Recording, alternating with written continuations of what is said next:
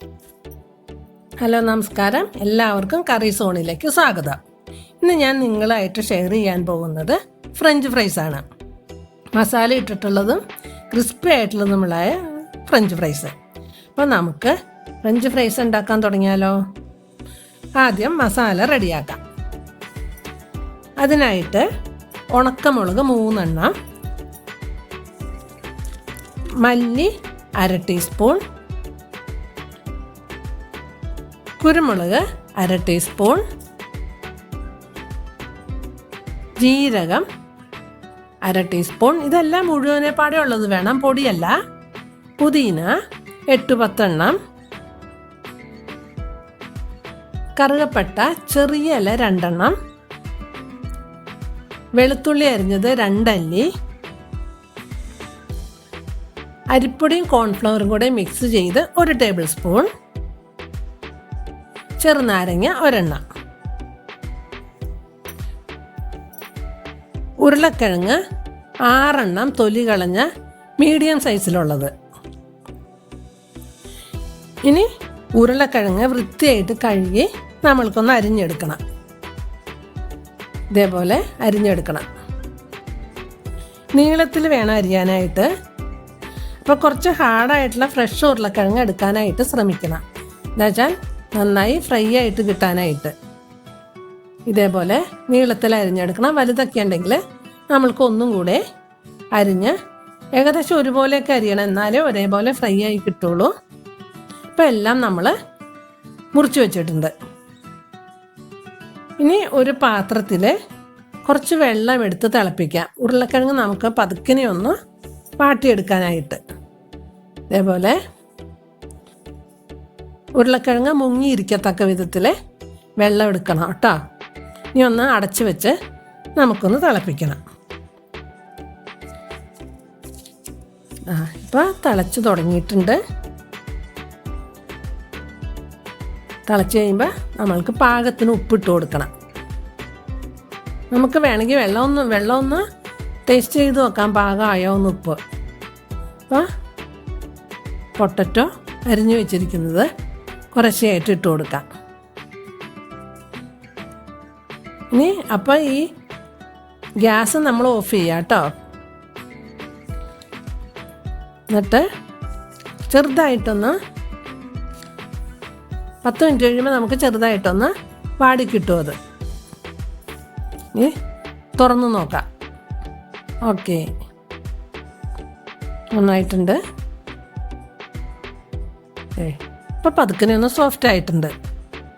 ഇനി ഇത് ഒരു പാത്രത്തിലേക്ക് കോരി മാറ്റാം. എല്ലാം കോരി മാറ്റാം.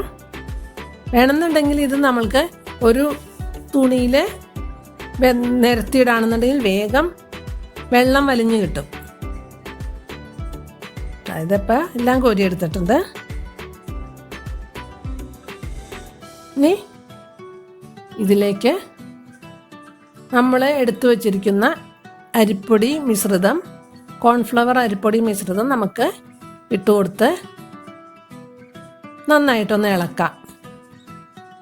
എല്ലാ പീസിലും ഒരുപോലെ ആകത്തക്കവണ്ണം ഒന്ന് ഇളക്കിയെടുക്കാം. ഇങ്ങനെ ഈ മിശ്രിതം ചേർക്കുന്നതുകൊണ്ട് ഫ്രഞ്ച് ഫ്രൈസ് നല്ല ക്രിസ്പി ആയിട്ട് വരും. എല്ലാ പീസിലും ഒരുപോലെ ഇതേപോലെ ഇളക്കിയെടുക്കാം. ഓക്കെ, ഇനി 1 മണിക്കൂർ നമുക്കിതൊന്ന് ഫ്രിഡ്ജിൽ വെക്കാം. ഫ്രിഡ്ജിൽ വെച്ച് തണുത്ത് കഴിയുമ്പോൾ ഈ അരിപ്പൊടിയെല്ലാം ഇതിനകത്ത് ശരിക്ക് ചേർന്നിട്ടുണ്ടാകും. അതിനകത്ത് നന്നായി ഉണങ്ങി തന്നെ പിടിച്ചിട്ടുണ്ടാവും. ഇനി ഒരു പാൻ എടുത്തിട്ട് നമ്മൾക്ക് മസാല റെഡിയാക്കാം. ഇപ്പോൾ പാൻ ചൂടാക്കി അതിനകത്തേക്ക് ഉണക്കമുളക് ഇട്ട് കൊടുക്കാം. കൊല്ലമുളക്, ചുവന്ന മുളക് എന്നൊക്കെ പറയും. കറുകപ്പട്ടയില 2 എണ്ണം, 1 ആയാലും മതി, പക്ഷെ ഞാൻ 2 എണ്ണം ഇട്ടിട്ടുണ്ട്, ചെറുത് മതി. ജീരകം 1/2 ടീസ്പൂൺ ഇട്ടിട്ടുണ്ട്. ഇനി കുരുമുളക്, വെളുത്തുള്ളി അരിഞ്ഞത്,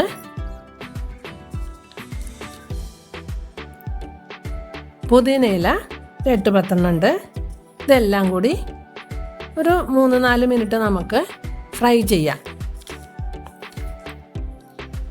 ജീരകമൊക്കെ പെട്ടെന്ന് കരിഞ്ഞു പോകും, അതുകൊണ്ട് കരിഞ്ഞു പോവാതെ ശ്രദ്ധിക്കണേ.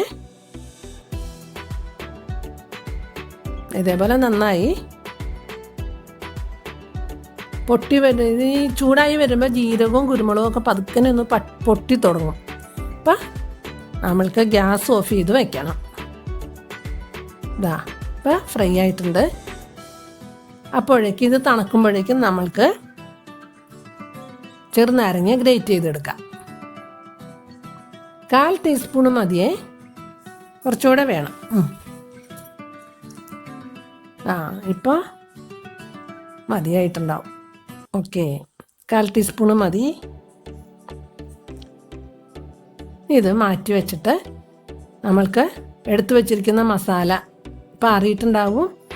അത് ഒരു മസാല ഗ്രൈൻഡറിലെടുത്ത് പൊടിക്കാം. മസാല ഗ്രൈൻഡർ ഇല്ലെങ്കിൽ മിക്സിയുടെ ചെറിയ ജാറിലും മതി. ചട്നി പോട്ടൊക്കെ ഉണ്ടല്ലോ, അതിൽ മതി. നന്നായിട്ട് പൊടിച്ചെടുക്കാം. വലിയ ജാറിലാവുമ്പോൾ പൊടിയാൻ ബുദ്ധിമുട്ടുണ്ടാവും. കുറച്ചും കൂടെയും പൊടിയാനുണ്ട്. ഒന്നും കൂടെയും പൊടിച്ചെടുക്കാം. ഓക്കെ, പൊടിഞ്ഞു വരുന്നുണ്ട്. ഇതാ റെഡി ആയിട്ടുണ്ട്. ഇനി നാരങ്ങയുടെ തൊലി ചേർത്ത് കൊടുക്കാം. ഇതൊരു ഓപ്ഷണലാണ് കേട്ടോ, ഒരു ഫ്ലേവറിന് വേണ്ടിയിട്ട് ചേർത്തതാണ്. ഇപ്പോൾ ഓക്കെ ആയിട്ടുണ്ട്. ശരി, ഇനി നമുക്ക് പൊട്ടറ്റോ 1 മണിക്കൂർ കഴിഞ്ഞിട്ടുണ്ട്, അതൊന്ന് ഫ്രൈ ചെയ്തെടുക്കാം. അതിനായിട്ട് ഒരു പാൻ ചൂടാക്കി എടുത്തിട്ടുണ്ട്. അതിനകത്തേക്ക് എണ്ണ ഒഴിച്ചു കൊടുക്കാം. എണ്ണ ഞാൻ സൺഫ്ലവർ ഓയിലാണ് എടുത്തിരിക്കുന്നത് കേട്ടോ. ഇതേപോലെ ഒഴിച്ചു കൊടുത്ത് ചൂടാവാൻ തുടങ്ങിയിട്ടുണ്ട്.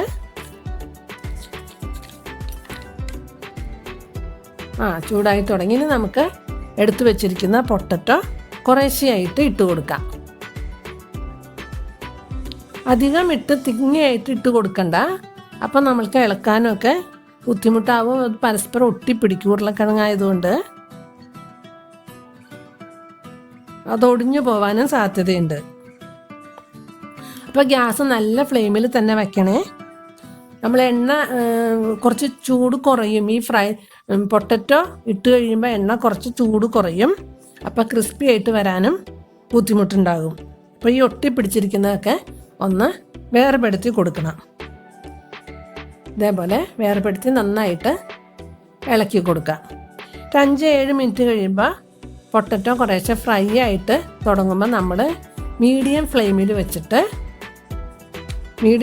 വെച്ചിട്ട് വറക്കണം. അല്ലെങ്കിൽ അത് പുറത്ത് ഭാഗം കരിഞ്ഞു പോകും, ഉള്ളുവശം വേഗാതെയാകും. ബ്രൗൺ ആവും വരേക്കും നമുക്കിതൊന്ന് വറുത്തെടുക്കണം. ഇനി ഇത് ഒരു അരിപ്പയിലേക്ക് കോരിയെടുക്കാം. ഇതേപോലെ കോരിയെടുത്ത് ഓക്കെ, ഇപ്പം റെഡി ആയിട്ടുണ്ട്. ഇനി ഇതൊരു ബൗളിലേക്ക് മാറ്റാം. അപ്പം നമ്മുടെ ഇത് നല്ല ക്രിസ്പി ആയിട്ടുണ്ട്. ഇനി ഇതിനകത്തേക്ക് നമ്മൾ പൊടിച്ചു വെച്ചിരിക്കുന്ന മസാല ഇട്ട് കൊടുക്കാം. 1 ടീസ്പൂൺ മസാല ഇട്ട് കൊടുക്കാം. കൂടാതെ 1 ടീസ്പൂൺ മുളക് പൊടിയും ഇട്ട് കൊടുക്കാം. അപ്പോൾ എരിവ് ഇത്രയും കൂടെ നല്ലപോലെ ഉണ്ടാവും. അപ്പോൾ ഫ്രഞ്ച് ഫ്രൈസ് റെഡി ആയിട്ടുണ്ട്. എല്ലാം നന്നായിട്ട് തന്നെ യോജിപ്പിച്ച് വെക്കണം.